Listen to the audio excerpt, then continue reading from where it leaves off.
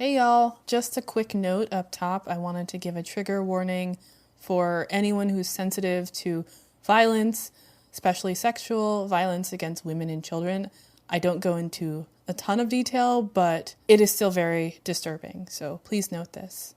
Maybe skip this episode if you're sensitive.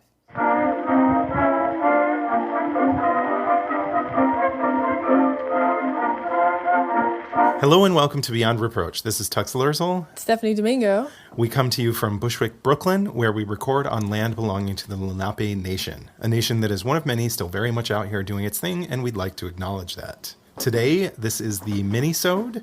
We do not have a format, but I think today we're going to be revisiting a topic that Stephanie discussed recently. We are. This is a continuation of my School of the Americas scandal. During it, Tux was asking, like, hey, are you going to get into any of the atrocities? And I was like, I'm not in a place emotionally to be able to do this right now. Well, also, I did want to just lay the foundation of that story, the history of the school, but this episode, I'm going to talk about some of the really, really bad, monstrous people that were students at SOA. I forgot to say we be drinking and we be yes, swearing. We need to be drinking for this. I texted Tux earlier this morning, and I was just like, I am so sick of SOA. I feel like it has sucked my soul.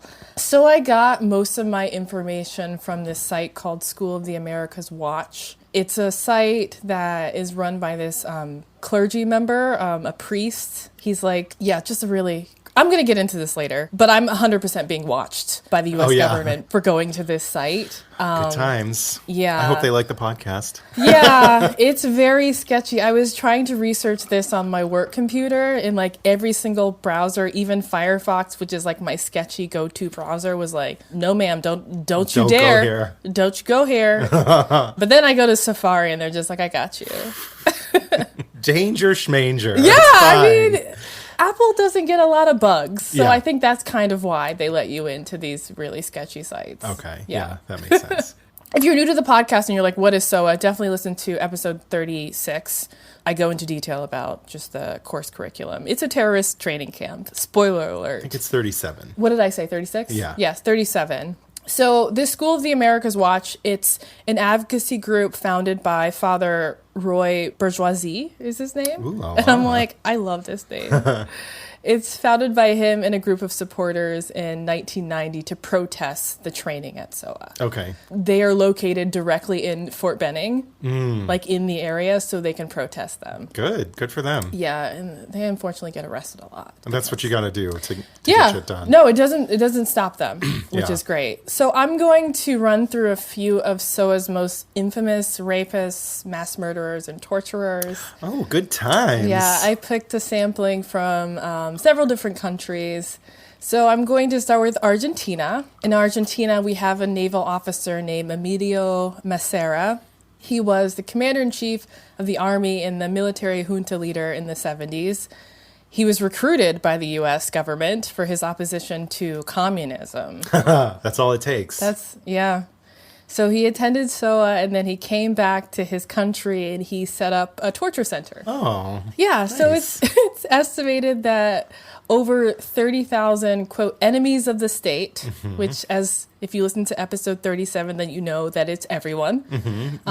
You are currently an enemy of the state for listening to this. Yes. 1,000%. So these enemies of the state, they were held as prisoners and tortured and killed and routinely taken on what he called death flights, where they would drop people from planes. Oh, no. Yeah. Also, newborn babies from women who gave birth while in captivity, being tortured, were sold and given away to military families and members of the police. Holy fuck. Okay. So, yeah. I'm starting strong. Starting really strong. This is a way to set the tone for the day. We have a whole day of recording ahead of us. Yeah, I'm sorry, but I need to just exercise the demon of Soma. We'll have a little dance party after this. Yes, we will need to. Dance it out. Yeah. So in Bolivia, we have General Hugo Banzer Suarez. He attended SOA in 1956, and he was a military general and the dictator of Bolivia after seizing power in a violent coup. Imagine that. Yeah, so he closed all the universities and banned all political activity. Oh, sure. Yeah, that's His- how democratic of him. Yes. His rule was, needless to say, very repressive. He jailed labor leaders and members of the opposition. He killed them. A lot of people were put into exile as well. The basement of the Ministry of the Interior was nicknamed the Horror Chamber. Oh, Lord. It's like, do you really need to be cute with your name? Like, why? So for all of this, he was included in a photo gallery at SOA. He's in their wall of fame. Making the world safe for democracy. Yep. Yep, by being a dictator of Bolivia. In Chile, we have General Augusto Pinochet, a man who needs very few introductions. He was the dictator of Chile for 17 years after seizing power during a coup, as one does. So his military coup, they overthrew the very popular socialist president, Salvador Allende, who received 45% of the vote. So that's a lot of people to repress. Yeah. But he did it. He was really ruthless and just eliminating his opponents and just, disappearing people. Thousands were tortured and many more died. Oh, because he was quote unquote socialist. Yep. And people were in power and not corporations and Yes. not foreign interests like America. Correct. It's sad that this is the reason. And everyone, I know that everyone already knows this because we've seen this online a million times, but everyone that always is out there saying socialism could never work. It's a flawed system. Look, it's never worked in history. I'm like, it's never worked because we won't allow it to work. Yeah. If we allowed it to work, killed millions of people. we have killed millions of people. Capitalism has not. I know. Excuse me. But we have killed millions of people, making sure that no one will ever see socialism as functional. Yeah. If Americans looked to the South and saw these beacons of hope in socialist countries, they would be like, oh, look, a better way. So we've had to shut it down. Yeah. It's sad but true, because that is the through line. Yeah. So in Colombia, we have General Luis Alfonso Zapata Uribe. He commanded an army. He's still in command of the army in Colombia. His soldiers are accused of slaughtering a number of people, including children. And he's still going to this day, which is fun. Good times. Yeah. Also in Colombia, we have Colonel Roberto Hernandez, another murderous psycho. He was a tactical officer who led a violent paramilitary scorched earth kind of campaign in Colombia. He supervised the illegal detention and torture of many people. And he was implicated in a really gruesome killing involving chainsaws. Oh, okay. Yeah. Some legit horror movie shit. Correct. He is a psycho killer. Wow. Yeah. Qu'est-ce que c'est? How dare you? Sorry. So in El Salvador, SOA graduates were also implicated in the murder, the 1989 massacre, I should say. It was not just a murder. Massacre of 6 Jesuit priests at Central American University in San Salvador, the capital of El Salvador. These priests, their housekeeper, and her teenage daughter were tortured and killed in the early mornings of November 16th. SOA Watch holds a vigil every year on this date to commemorate this attack. And many of the priests and other just human rights activists that work for that organization have been arrested because of it. The week that this episode airs on Saturday is going to be a virtual memorial to the victims of SOA graduates. So if anyone wants to tune in, I'm going to put all the information in the show notes. So we know about this massacre because there was a witness that was, they didn't find her. She was in a nearby house with her daughter, huddled on the floor as all of this was going on. And she's heard the priests and the women screaming and heard it all go down and then got the fuck out of El Salvador, flew to Miami, and then... bless her heart, she tried to tell the U.S. government about it. Oh, no. About themselves? Yes! So she says that when she talked to the FBI, they threatened her and they told her to change her story. They told her that she didn't see anything. What? She never saw a U.S.-backed Salvadorian soldier that she's aware of. She just... Yeah. Yeah. And the FBI denies that they threatened her. Of course they do. She's still in hiding. Wow. So in Guatemala, we have Pedro Pimentel Rios. This is fucked up. So following his conviction of the 1982 Dos Eres massacre, this SOA grad was sentenced to over 6,000 years in prison. Oh. And he decided that he was just going to leave the country. Uh-huh. And he went to become an instructor at SOA. And they're like, welcome back, our valedictorian of the class. So we also have a General Efren Rios Mont, who was of Guatemala. He attended SOA in 1950. He was, spoiler alert, former dictator who seized power in a coup. Imagine that. What a coinkydink. Yes. It is just, circumstantial. Yes. So 2 truth commissions, they have all the receipts on him. Mm-hmm. He did he instructed his men to rape, torture, execute, with wanton abandon, killed so many people, mostly indigenous populations, mostly poor people. Yeah. So his regime was supported by Ronnie Reagan, who declared during a meeting with Mont that President Rios Mont is a man of great personal integrity, committed to improving the quality of life for all Guatemalans, to promote social justice. Mm-hmm. This bitch. Yeah. But of course, Yeah. So in Mexico, SOA grads are responsible currently and historically responsible for drug trafficking. Mm-hmm. The Los Zetas, they're a drug cartel. They hired a lot of SOA grads as mercenaries, as people who can train others. They're highly specialized and just very dangerous people.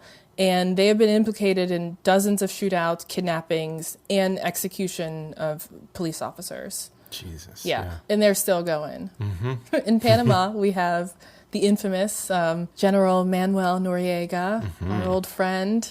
He's a 5-time SOA graduate. That's how you know he's good. Yeah, he's... Wow. He was a dictator. What does that mean, 5-time? He was like... He took 5 different courses. Okay, so he went back and was like, I need a little brush up my torture skills. Yes. What's new? Yes, he needs a refresher. So he was a military dictator of Panama who seized the country after a coup, as one does. He was on the CIA payroll. He was heavily, heavily involved in drug trafficking, racketeering, money laundering, just, the worst, but also murder. Imagine that. Also murder. In Paraguay, we have General Roberto, his last name is very hard, Naffelmacher, I think. He attended SOA in 1954. And he was accused of just tons of assassinations in Paraguay. Mostly poor people. Poor people whose land that he wanted. Uh-huh. He had a lot of people murdered by his firm. He had a private hit squad. Good times. Good times. Welcome to #History. I'm Rachel. And I'm Leah. And if you're a history nerd, Or even a history hater, this is the podcast for you.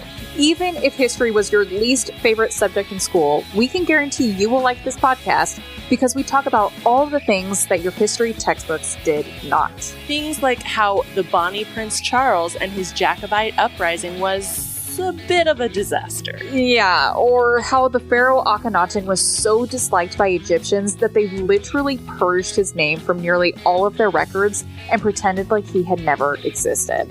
And we do all of this while drinking and rating a custom-made cocktail specific to that week's topic.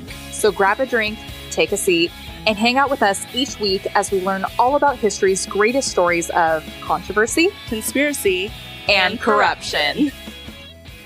I have 3 more people. I'm sorry. At this point, I'm like, keep going. The hits just keep on coming. Yeah, so in Peru, we have Telmo Hurtado. I mean, it was very hard to just pick these men because there are pages and pages and pages of documentation. Yeah. Because there's just been so many people, and so many of them are still active. Yeah. Which is terrifying. You said the leader of Haiti. Haiti, yes. The leader of Haiti who was assassinated by SOA grads, yeah. So in Peru, we have Telmo Hurtado. He attended classes in the 80s, so you know he's good. Their peak. Yes. He is accused of perpetrating what is known in the country as the August 14th massacre. It happened in 1985. 69 children, women, men were killed in this really small village called Acamarca. He separated the women and the children from the men so he could rape them and then throw them in a burning building. Like, he burned everyone alive. Oh my God. After raping women and children. Yeah. The 80s. Yeah. This is like the peak of Reagan's, you know, he had them revamp the curriculum. Yeah. To, I guess, be more efficient at destabilizing Latin America.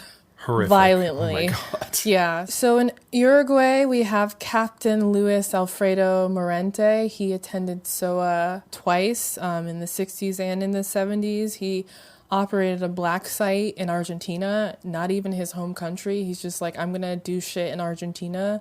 And he killed many Argentinians and Uruguayans and, you know, was charged with war crimes and never was prosecuted. But, you know, the usual. Do you know who I am? So I'm just going to end with a man from Venezuela, a general named Ramon Davila Guillen, I think. He attended SOA in 1967, and he was indicted in November of 1996 in connection with a huge shipment of cocaine into Miami, which he says was authorized by the CIA. I mean, he's probably right. Yeah. The CIA called the shipment a regrettable incident. It's regrettable that we were caught. Yes. Yes. So that's just a small slice of the SOA pie. It's really horrific stuff. Yeah. Y'all. And I'm just so glad I don't have to think about it anymore. I mean, But I'm now forcing it on you all to think about. It's important to know this stuff. Absolutely. Though. Like, we need to know our history. Especially because it's not even our history, it's present day. Yeah. This is still happening now. We need to be aware of this. Yeah. And be outraged. Yeah, absolutely. Yeah. The scale of the devastation, we don't even know. And even talking about it, it's hard to really wrap your mind around how bad it truly was. And there's so much that we probably don't know about, too, and never will, because it was done in secret. Done in secret. We don't have the full class, like, rosters. Oh, yeah. So we don't even know. Jesus. Yeah. Good times. So I guess my drink is not empty because I was just so caught up with just the magnitude of all of this. Yeah. But your drink is almost empty. Yes, it is. It's time. Yeah, it's time to be done with this story. I'm kind of sad that I got to it before you did. Right. I'm not. Yeah. Thank you so much for listening to Beyond Reproach. This has been Tux Lerzel. Stephanie Domingo. Thank you to Tim Clough, our editor, sound engineer, and podfather. We could not do this without him. No. Bye.